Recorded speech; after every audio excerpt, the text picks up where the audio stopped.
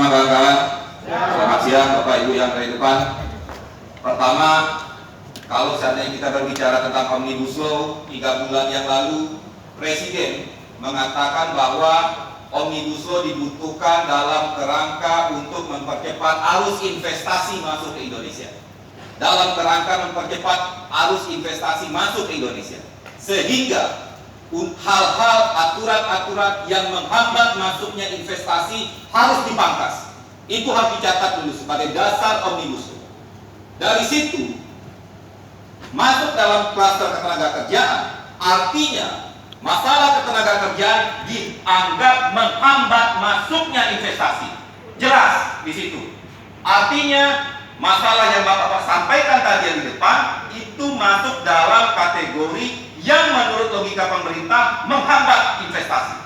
Jadi Anda tidak bisa mengatakan bahwa serikat buruh ribut, ya, tidak ada alasan atau tidak ada argumentasi serikat buruh ribut.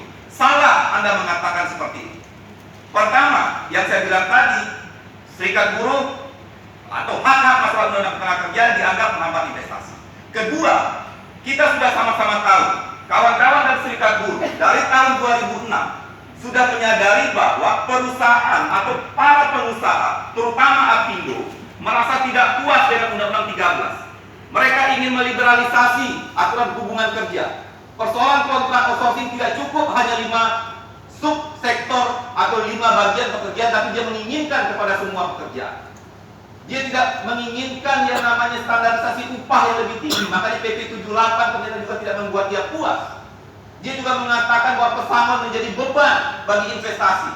Jadi alasan kawan-kawan serikat buruh untuk menolak undang-undang Omnibus Law itu jelas, landasannya jelas. Ya, pertama yang saya bilang tadi, Presiden mengatakan yang menghambat investasi itu harus dipangkas. Kedua, pengusaha selalu mengatakan bahwa faktor hubungan kerja, masalah upah, masalah pesangon, bahkan Hanif Dakiri pernah mengatakan hubungan kerja di Indonesia ini kayak kanebo kering.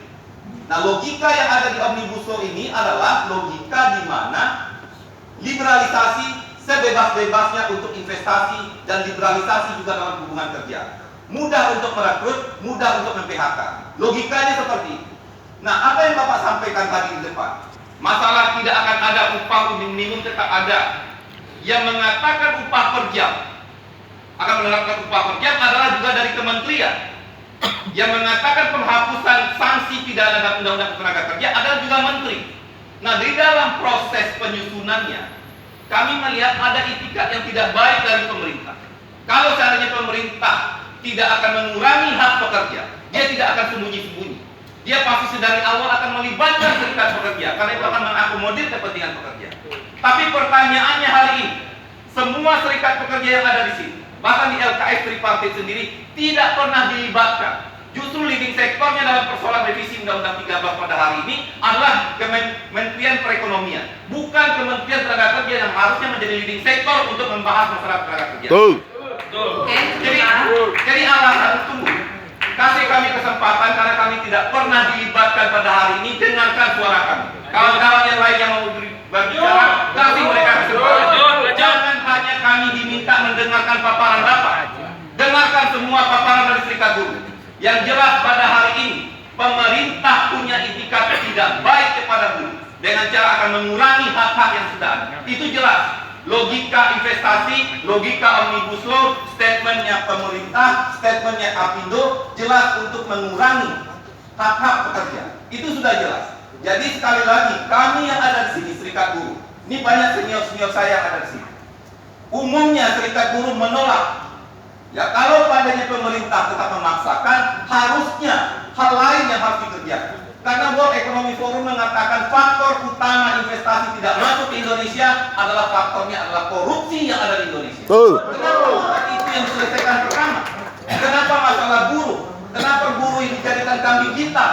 Kenapa buruh yang disalahkan? Dan kepada kawan-kawan serikat buruh pada hari ini, ayo kita bangkitkan komitmen kita bersama. Tidak ada satupun serikat buruh yang akan mendukung. Kalau ada serikat buruh yang akan mendukung, kita bisa jelaskan bahwa serikat tersebut adalah yang antek-anteknya pengusaha. Baiklah, supaya jelas, Mbak.